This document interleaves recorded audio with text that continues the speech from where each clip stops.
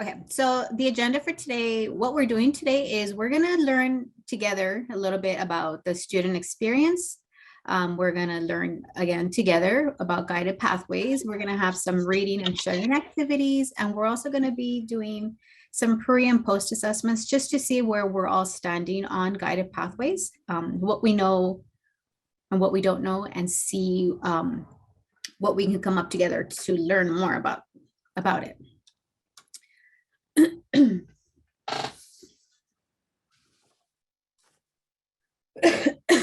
Excuse me.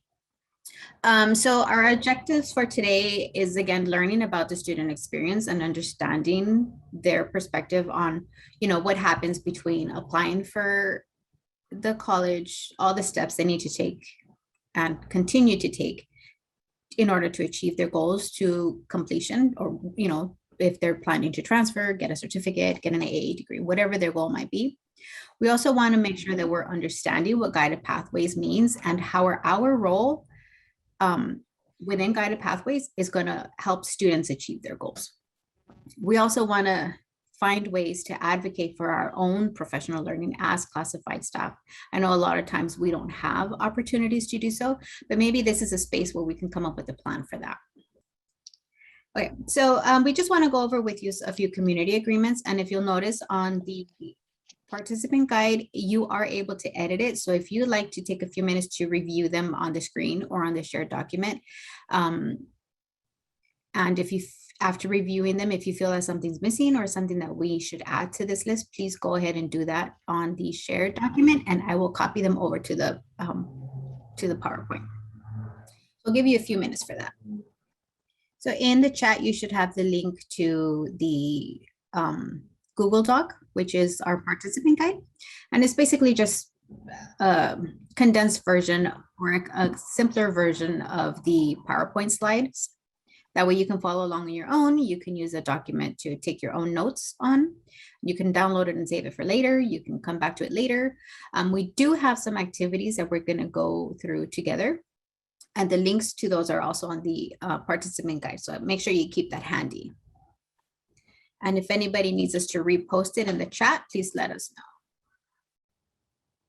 Or if you wanted to add a comment into the chat about what you'd like to add to the community agreements, we can do that way as well. I don't see any comments in the chat, for things to add to the community agreement. So I'm going to go ahead and move us along. So I like to start with a little bit of mindful meditation. It's a very short 1 minute. It's just to get our minds ready by relaxing our minds, our bodies, and just to be present and engaged. So follow along if you like. If you don't like to, you could just sit back and hang. It's only a minute long. So sitting comfortably. Can you all hear the sound? Just beginning with a nice big deep breath, breathing in through the nose and out through the mouth. So eyes open, a soft focus. As you breathe out, you can allow the breath to return to its natural rhythm. But just keep the eyes open for a moment. Just focusing in on one particular object within your field of vision. Not staring at it too intently, still aware of the space around you. But just gently focusing on that one object. And then just slowly zooming back out again as you blink a few times with the eyes.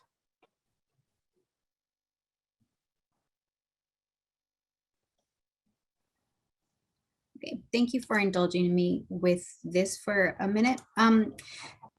I find that mindful breathing helps reduce stress. It helps focus your mind. And if you incorporate some stretching into your breathing, it also helps reduce tension in your body and reduces some of that stress that we're holding on to. Okay, this is just to get us going. So we want to start with a very short icebreaker question. And it's really just for us to find out how much or how little you already know about guided pathways. So we're using something called a Jamboard. And in your participant guide, you'll find a link to this site. It's a Google Doc site. So the way you add, it's like adding a post-it to a sheet. So the way you access the post-it is by clicking on the fourth, looks like a little post-it sheet on the right left side menu. You click on that and it'll open up a little sticky note like this. And you can change the color of the sticky note by clicking on the different color shades on top. And in that yellow text box, you will add your comments. And then you click on the word save at the bottom. So, it doesn't have to be very detailed what you're writing on here. We just want to see how much, like I said, how much or how little you know. It could be very little understanding. It could be something that you are working on it, very closely. Maybe you're serving on the committees. Maybe you have some idea of what it means, or maybe you have no idea at all what it means. You can even tell us on a scale of 1 to 10 how much you know, with 1 being nothing, very little, to 10 being you're very involved, you're very familiar with guided pathways. I added the Jamboard link to the chat. Thank you, chat too. So if you need to go. So the link to this document is now in the chat, and it's also on the document we gave you earlier. Thank you. So somebody just joined. We are writing on a Jamboard, and I put the link on the chat if you can join us there. Okay, well, you can continue working on the Jamboard, but we are going to move on to the next slide, or the next item on your agenda, which is basically just expanding on what you're doing on the Jamboard. So in the previous activity, you're just giving us a very brief insight into your knowledge about guided pathways. So on this one, we want you to go into a little bit deeper about what you know. So this time we are asking you to provide your name, your role, and your college, just to get a sense of who everybody is on here. And then on the second column, let us know how much you actually do know about guided pathways. And here you can go into a little bit more detail. So we'll give you a few minutes for this. And again, the link is on your document. Nicela, is there anything else that you wanted to add to this? Not right now. Okay. So we'll give you a few minutes for this, because it does require you to think a little bit more deeply into what it means. So we'll give you a few more minutes to finish up your thoughts. This is a shared document. So you will always have access to this document and the shared, with the link that we gave you. And if you have the participant guide, you can also keep that for yourself also. You can keep taking your notes. It's not closing. So if you wanted to come back to it at a later time and add more to it, you can do that as well. Okay, while you're doing that, I'm going to give you another minute to finish up your thought, but I am going to move us to the next slide, just so we can stay within the promised allotted time. I know time is precious for all of us. So while you're answering what you already know about guided pathways, we're going to do a little bit of a summary of what guided pathways is. And if any of you are very familiar with guided pathways and you'd like to share your insights into this summary, please, by all means, go ahead and do so. You can do that by, taking yourself off mute, or you can add it into the chat if you like. And we'll read your comments. We'll take a break and check into the chat at, different times. So guided pathways, it sort of centers around these 4 pillars, and the 4 pillars, they represent the support students will need on their path to achieve their goals, whether it's, again, transfer or degrees or certificates, whatever the goals might be. This is the support that they'll need. So the first one is clarify the path, and it's about exploring with students what their goals are and helping them identify the program or courses and services that they may need as they're considering what options or what objectives they're going to have. It might be career aspiration, it might be setting goals, it might be finding different programs. Whatever their goals are, we want to help them find those at the very beginning so that we can help them move on to the next pillar, which is to enter the path. And here we're creating educational plans that they can easily understand and follow and stay on track of for themselves. they'll know if they have an ed plan, they'll know what courses they'll need to take throughout their journey. You know, it's going to vary by student, but it's good for them to know ahead of time or just at the very beginning what courses they're going to need and in what sequence, so that they can plan out their own schedules in that way. And you know, it's about helping them find the academic and non-academic support programs and services they're going to need so that they can stay on their path, which is the next pillar.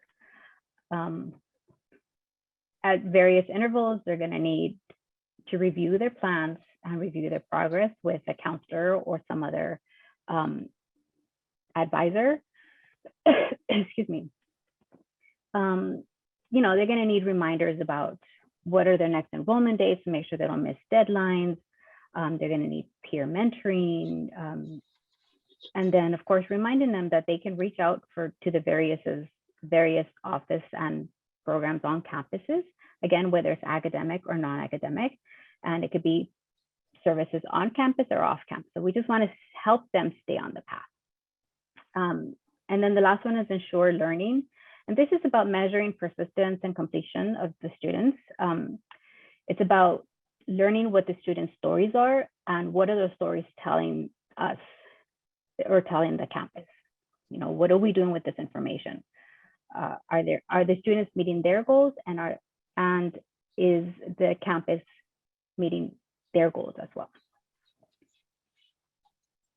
And I think when I think about guided pathways and about the student's perspective, it ties back to the student experience, right? Typically, this is sort of the cycle the students will follow, whether they're a new student. That first row there is the path that new students usually have to take. The second one is a continuous student. So they've already done their application, they're enrolled, they're just going from semester to semester. And the bottom one is, you know, returning students. It's basically the same thing, except if they're transferring transcripts or credits or units, we have to get that result. But if you think about where our role as classified staff, where we fit in, if you see between each of these tiles or each of these blue boxes, there's a little arrow in there. You know, it tells them they're going from one step to the next step. So those arrows in there, this is where I see our roles, where we fit in. How do we get them from one place to the next place? And how do we get them to the end? So this is how I feel where we fit in. You know, we are the steps or the arrows that are helping them or guiding them to the next phase of their journey. And how do we get them to the end, to their goals?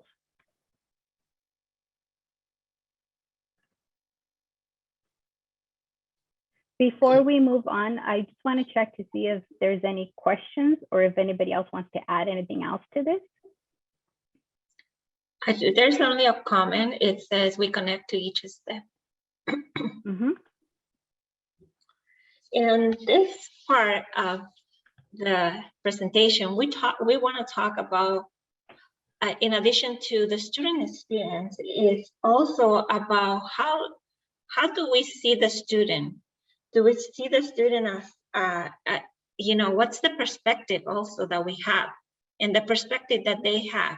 If you look at the picture, some of us will see one image and some others will see a different image. And we are hoping that you see both images. So I'm not going to tell you what it is. So you either can share in the chat what image do you see? And so that tells us that we have different paradigms.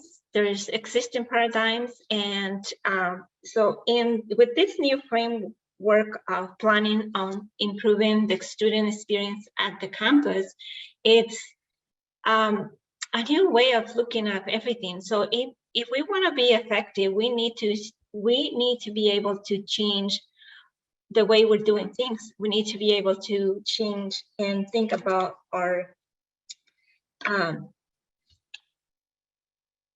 paradigms. And so it is important to change and think about the student as a whole. We need to start thinking about the student needs when it comes to when they come to us. So it is important to think about within our role and within our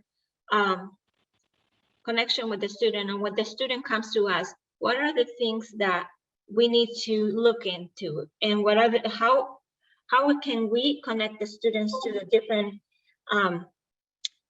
different services at the school, at the college. We need to think about the student needs with the, you know, what are the barriers that this student is going to be facing or that may interfere with their goals to accomplish an educational goal, a college degree.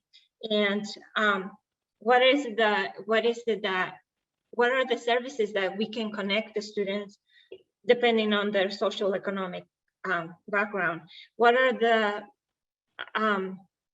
services we can connect the student if their student needs any any services for mental wellness, or any additional academic support for, you know, for the physical. We had to also include the basic needs. Sometimes the students will come to us and we identify that there's basic needs. So how are we going to connect the students to those to resources that can get to meet the student needs? So that's one of the things that we really need to change a paradigm of how we're working to serve the students, and how we are connecting to other departments or other classified staff that can tell us, you know, and exchange the ways they're doing the process of the financial aid, for example, or the SPS or EOPS. It will be important to make connections and exchange, you know, the way the students can apply, or how we can also have a little bit of knowledge on each other departments on how they process the applications, or the process of requirements for the programs they have and the students can benefit from. So those are things that I think that we have to keep in mind in changing the way we see the student and the way we see ourselves helping the students. Bettina, back to you. Anything you want to add? No, not to add, but I just wanted to go back to the comments that people are putting into the chat, because they're really good. If I can get back into them. We connect each step. So this is going back to the slide where we had the arrows. Yes, we are connecting each step by the work and the support that we're offering to the students in our roles. Natalie is saying we all ensure learning. I can see how even a maintenance mechanic does this. If a classroom is too hot or too cold, it's hard to learn. Yes, exactly. So in a little bit later into our session here, we are going to have some activities about the work that classified staff are doing in various capacities. So that sort of is going to tie into that. So hang on to that comment. Natalie, again, grounds workers help students enter the path when they help a student find an admissions office. Exactly. So that's exactly what we're talking about. It's not just about, you know, a lot of us focus just on the work that we do. I think we need to remember that when a student comes to us, it doesn't matter what capacity you're in, your goal is to help a student.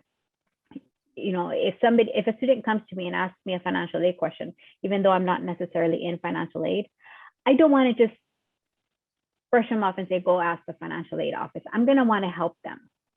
Even though I don't know everything about financial aid, I'm not a specialist in that area, but I want to have at least a minimal understanding, so that I can send the student off with some information and maybe direct them to a specific person that they can connect with, so that they don't feel like they're, you know, just getting brushed off, or, you know, we don't want them to get discouraged and not come back. I think it's important for us to remember also that for those of us that were students in community college system, at least for myself, I was a first generation student, and I had no guidance from anybody. And a lot of the time was just figuring stuff out on my own. And sometimes I didn't ask the right questions because I didn't know enough about what I should be asking. So I got shuffled around a lot. And I'm sure it's easier now, you know, being able to connect virtually, but when you're in person, and you're walking through a big campus and you're going back and forth because you keep going into the wrong office, at some point you get tired and you just leave. We want to stop students or prevent students from leaving. So we want to help them. And that's about getting them on the path. And, you know, going back to this slide where I said when I said we're the arrows, we want to help them get to their next step so that they don't get discouraged and they don't leave. So we want them to stay enrolled. We want them to reach their goals. Eddie is saying in the comments, we are a helping center first. Yes, every student deserves to have their voice heard, exactly, regardless of our positions, of course. And I think it's important for us to understand what the students navigate through, especially when, you know, it's a non-academic concern or need that they have. In one of the activities that we're going to do next, we're going to read about a student, or actually after this, we're going to hear about a student that needed services. And luckily she received the services that she needed. They were not, you know, she didn't need help navigating this system, but she needed help navigating some personal issues, and she got that help on the campus as well. And it's because they referred her to off-campus services, and that helped her stay on her path. And then go back to our slides.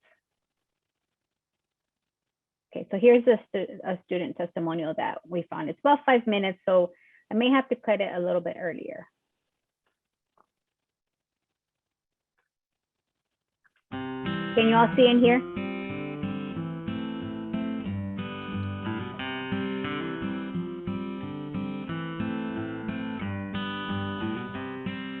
Cards have always been in my blood. From family reunions, that's all they do is they want to play that nickel, dime, poker stuff, and gin rummy or Liverpool. So I was born in it, really. The money was lucrative. I was making $60K a year, working 3/4 time, and I'm home with my kids Friday and Saturday. I mean, working 8 to 4, like normal job, which is unheard of because you don't have those hours. A lot of people don't. So I was very fortunate to have that. And then one day, my hand started kind of feeling funny, and I couldn't feel the card. 6 months later, nothing's resolved, and I ultimately lose my job because they can't hold on to it any longer.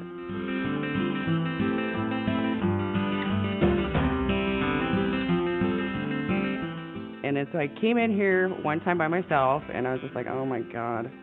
A lot of young kids, and I'm just like, this is a big place. I have no idea where I'm going. Who do I ask? I ain't asking nobody because I don't want anybody to see I'm even here for some reason. I emailed whatever address I found on the Clark's website, and they called me back almost right away, and I was just bawling because it felt so good, like they were reaching out for me. And that's what I needed, someone to hold my hand, apparently. And that's how I landed back here, and I've had someone hold my hand almost every step of the way. Historically, community colleges have been a place for exploration and options, and we know that that has not led to student completion and student goal attainment. So we are truly transforming all of our programs and services to rethink that whole student experience, to eliminate some of the confusion and some of the frustration that students experience, and to provide a very seamless education that really takes students from the point that they approach the college to where they want to be in life. Hi, my name's Lori. Today is September 24, 2018. It's the first day of the fall quarter here at Clark.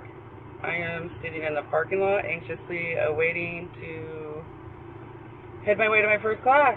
It took me a year to get to this point. I was used to sit in this parking lot and sweat, feel like I'm going to throw up. My heart's pounding, but with the help of some wonderful people here, I've made it to this point.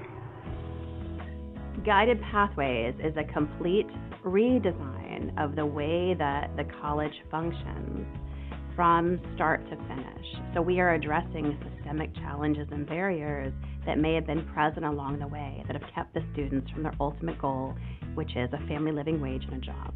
For a student, before they had advising that would lead them into their path or their program, this would be a different way of doing advising that would be holistic and wraparound, And the courses would be set up where they would guide the students on specifically which courses would relate to their ultimate career path.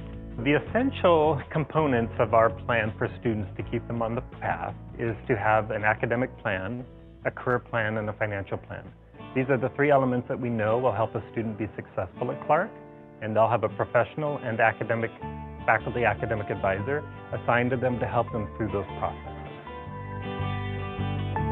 Both Andy and I have come from very humble beginnings, and it's really that intrinsic value that we have to give back to others.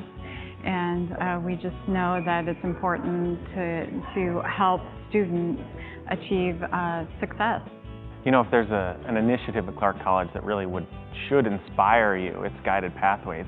How cool is it to be able to walk a path where you know the outcome? I think it takes away a lot of the uncertainty of, oh my gosh, I'm going to school, what am I going to do? You've got a guided pathway here.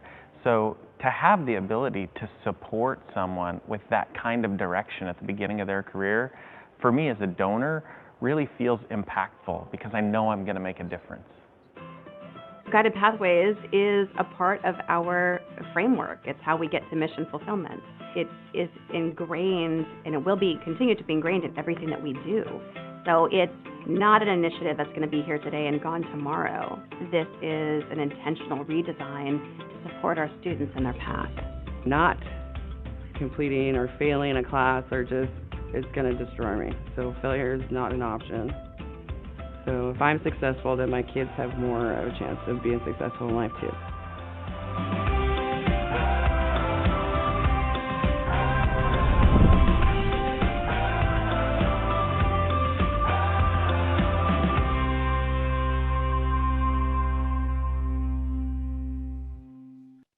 Okay, we have a little bit of time, so we can take this moment just to reflect on the video, maybe share our comments with each other here. You can take yourself off mute, or you can add it into the chat and we'll read it out loud for you. I do like what Lori said in this video. Oh, Sudnisha, I would love to find out what Lori is doing now. But we can see if we can find a follow-up of hers through Clark's College. I do like what she said about, her success will lead to her student success. So it's generational change as well. I just wanted to add that, the way she felt, so out of place when she went to the college and she couldn't do anything in person, but she was able to make a connection online. So we had to pay attention to everything. So, and she was able to make the connection through an email, and that's another way, of thinking. Okay, the student may not be feeling so connected or so comfortable in the school. So how can we help all the students who need to have a connection before they step on campus, so they can feel more comfortable and feel that they're connected and they belong to the learning environment? There's a couple of comments in the chat about Lori's reaction after receiving a call from the campus, Clark College. You're talking about service to students, and this is exactly what it is, reaching out to students so that they feel welcomed and they feel supported in their journey, whatever their journey might be.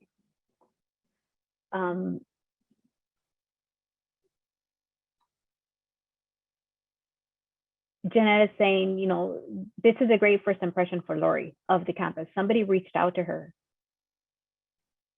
That's true too. I think we forget sometimes about, I don't like the phrase customer service, but it's exactly what it is. It's making them feel welcomed and making them feel that they're making the right choice by going to Clark, I was going to say Clark College, but any college really. Okay, so I'm going to take us now to our next activity, which is we have two articles to share with you. Both of these are from our state chancellor's office, and they highlight the work that classified staff are doing on Guided Pathways. They're both very short reads. It shouldn't take too long, but we are going to give you about 5 to 8 minutes to read them both, and then we're going to put you in breakout rooms and have you discuss that. The link should be in your guide. I don't know if Stella, if you can pull them and pull the links to the articles and just paste them into the chat so they're easier to get to.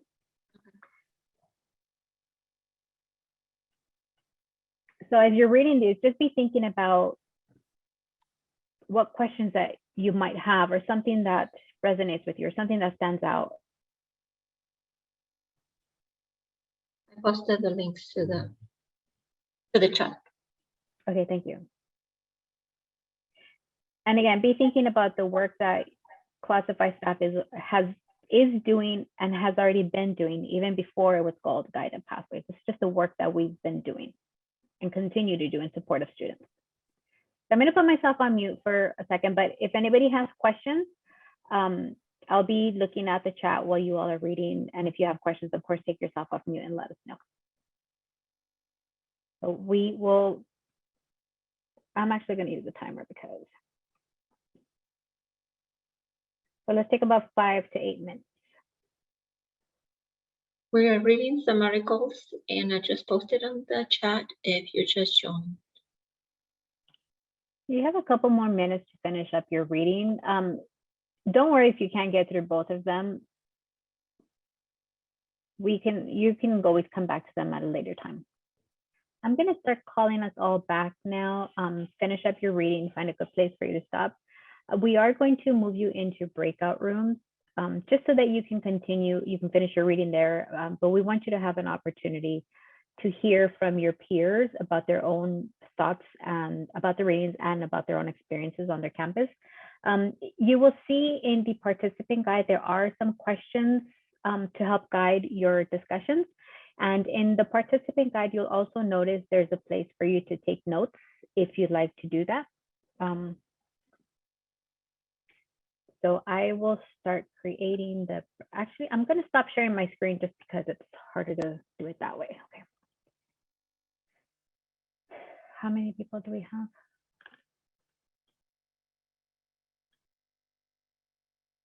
Bettina.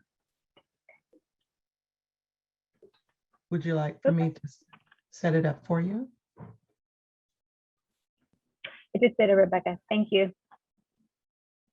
So we're going to have about 5 of you in a room, just to allow for all of you, allow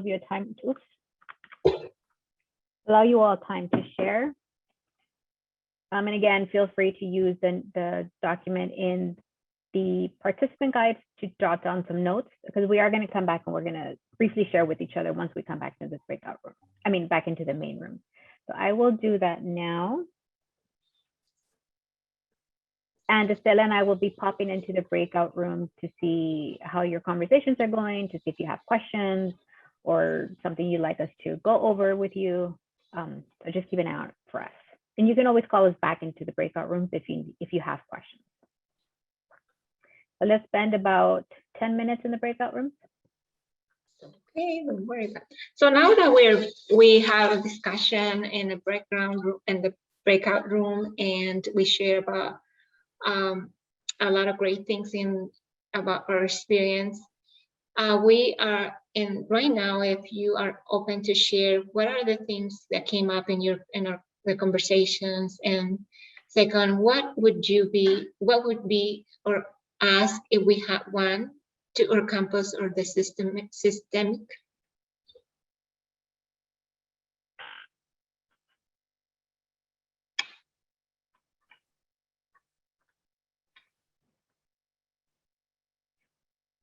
Juanita Vasquez, go ahead. I think one of the things that came out in our group was that we all have individual knowledge, whether it's because of our own experiences in education or because we've held various positions on campus, in different departments. And so we've sort of accumulated knowledge about other services, and that's how we're able to guide students into whatever services they need, right? Because we have either sought out the information or we have learned from holding various positions. And our ask actually came out of that the knowledge that we had, or that some classified members had about that, it's because it was self-sought and not because it was like an institutionalized training, right?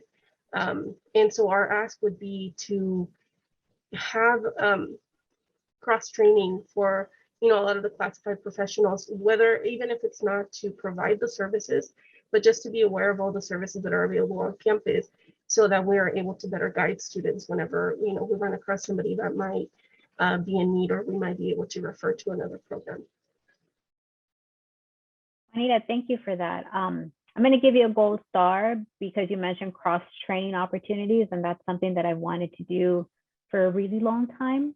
But it's it's kind of hard to make that happen when it's not supported or encouraged on a campus, or if we're not given the opportunity and the resources to do it. So thank you for that. Kyle. Our group 3 talked about one of the strengths of, like, say, front desk, front office folks, like within admissions and records, who are taking calls from students. And again, part of that kind of cross training is just making sure that those individuals in those positions are informed about what's going on campus, what other departments are doing, what other resources are out there. So kind of along the lines of cross training as well. But some ideas that we bounced around on how to get that information out there is by creating like a classified professional resource guide, of sending out the same kind of like student newsletter that sends out information to all staff, to make sure that the folks that are in positions to help students through phones especially are knowledgeable about a wide range of what our campus is doing. Thank you, Kyle. You're also going to get a gold star. I've had an idea for something similar to that too, some sort of a guide. So, Connie. Yes. Yeah, hi guys. My group, we talked about first point of contact. That was very important. And we also talk about it may be the last point of contact as well. And then we talked about that all the students have different needs and every student is different. And a couple people were saying that, we refer the students to the website to show them different things. And it's very important for that website to stay updated, because we do use that a lot, like the Welcome Center and everybody, they refer to that. So that's very important to have as well. And we're all very passionate in our group about what we do. And we're very passionate about helping the students. And that's important as well, because if you don't like your job and you're not passionate, then you're not going to be able to help the student. And you want to make sure that you help the student in a proper manner and never discourage a student. Good. Connie, you also get a gold star. Estela, do you want to see if there's any comments in the chat that we can read aloud? Sure.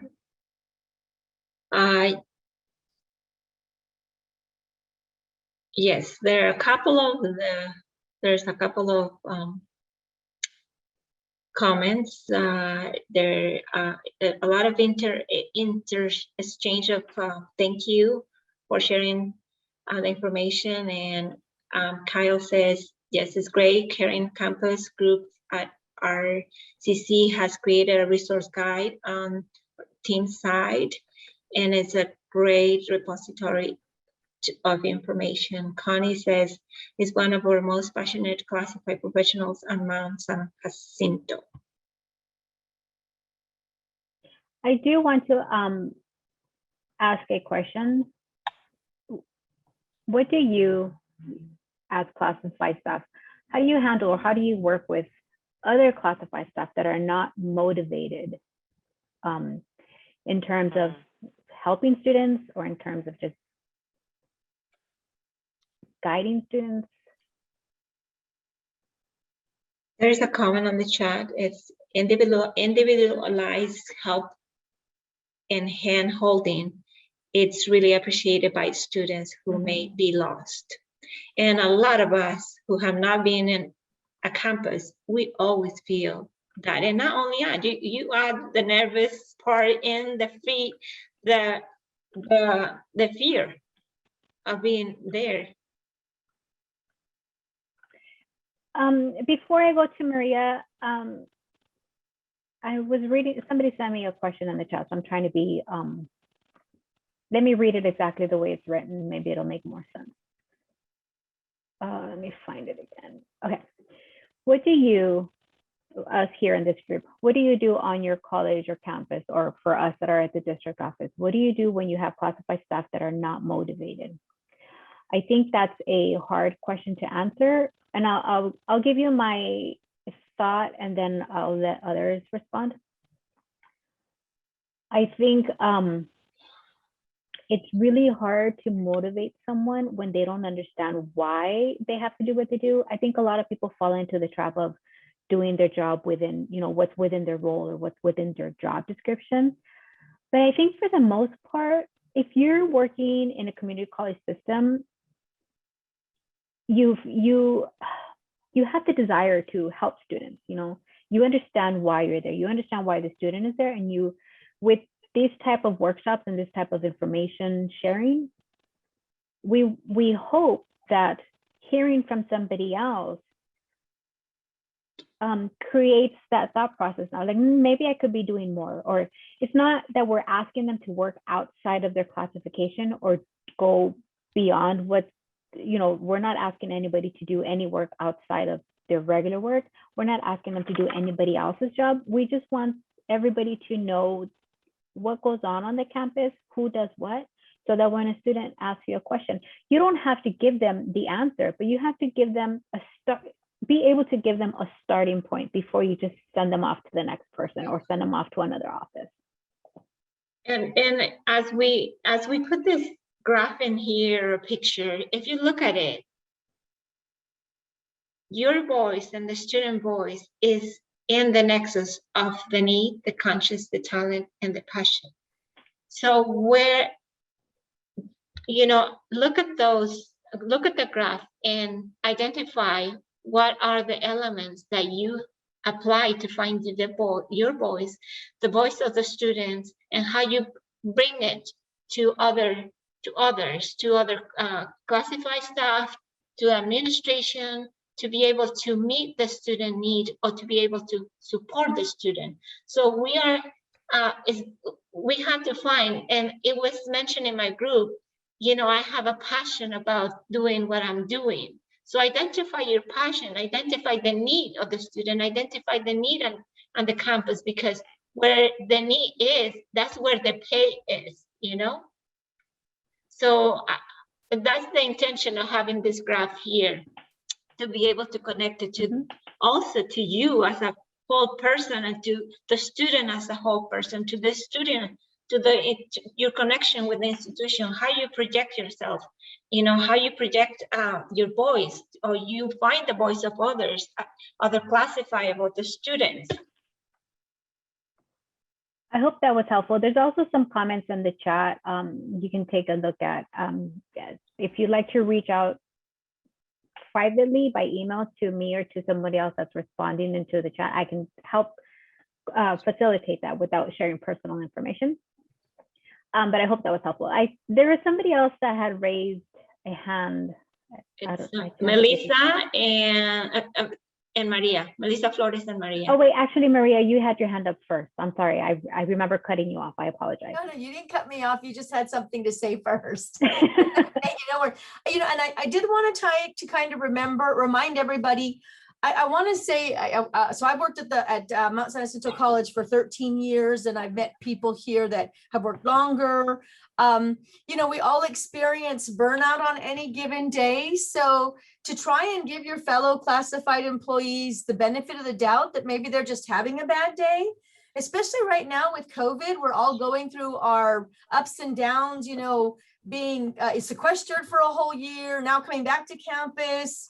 Are we vaccinating? Are we not? There's just so much going on in everybody's everyday life, is to be a little gracious with each other and just kind of maybe in a friendly way, in a professional and collegial way, remind if somebody's having a bad day, just say, take a minute, take a breath. And maybe I step in to help a student, but I really, most of the people I work with, most of my colleagues, my classified colleagues, they really are here because they love what they do and they do want to help students.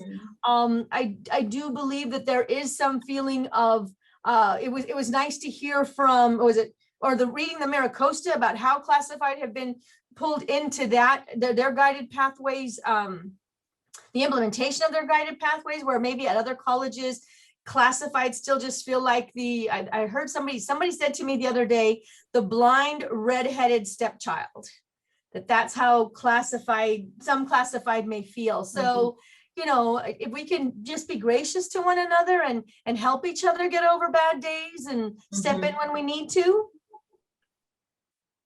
That's right. So, I mean, that's what I wanted to share. Thank you. I agree, because we all need some connection. We all need to be able to share sometimes, because a lot of times we may be able to experience, you know, tough situations and even serving the students. And, you know, we need all to be connected and support each other. Oops. I'm gonna have Melissa, go ahead and share your comment, and then after this, we're gonna move on to the next thing because we have 5 minutes left. Hi, everyone. I'll try to be really brief. On our campus, I consider myself pretty active within the classified realm.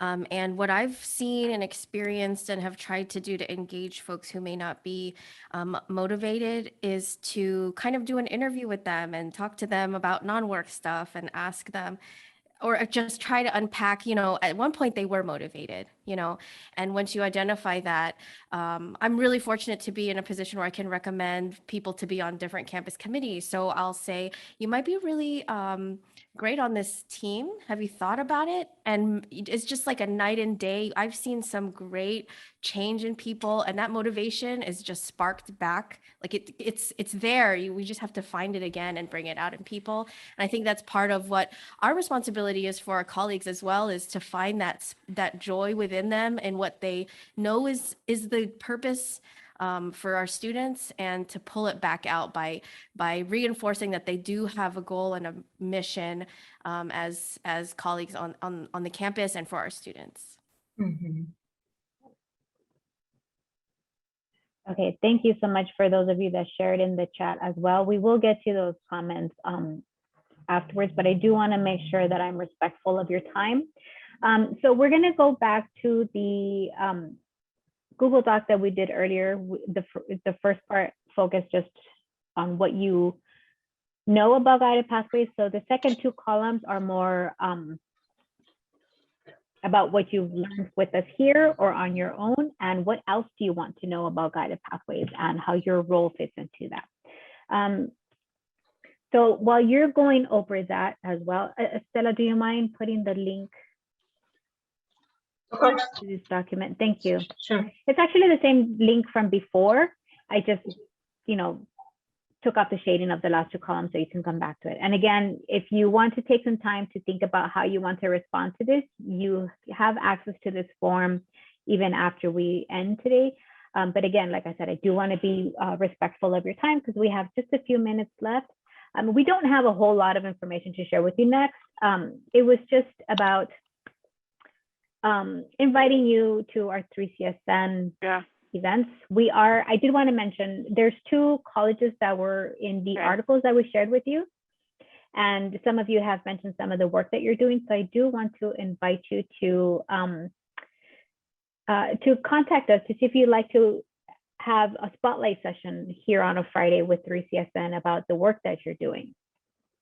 We're doing that on Fridays. And then we also have other 3CSN events. We have the work that colleges are doing on guided pathways, generally speaking. We also have design labs, and we have general wayfinding sessions. And if you also want to join our mailing list so that you get invited, or you get the invites to our upcoming events, which are usually sent out weekly. So every Monday morning, you should have our schedule for the week. This is the first one that we do for this term for classified staff, but we are hoping to have more before this term is over. So you can find that at 3csn.org. And then if you want to email Estela and I directly, our email addresses are on the website. And then the last thing we're going to ask you to do is if, Estela, if you don't mind putting, oh, perfect. She's already put the two links in the website. So the first link again is back to the assessment form. And the second link at the very bottom is a survey or like a feedback form on what you've learned today and how the presentation went for you. And thank you very much for the opportunity to learn from you, and the conversations and the sharing. The experience really provides a lot to others, and to me it was great. Thank you very much, everyone. Yes, thank you, Estela. I want to say also, especially for those of us that are not on campuses and not with students, it's kind of hard for us to make those connections, but hearing your experiences, for those of you that are in direct contact with students, it's good to hear your perspective as well. So I'll leave our contact information up here for a minute, and we can stay on for a little bit longer if anybody would like to stay on with us.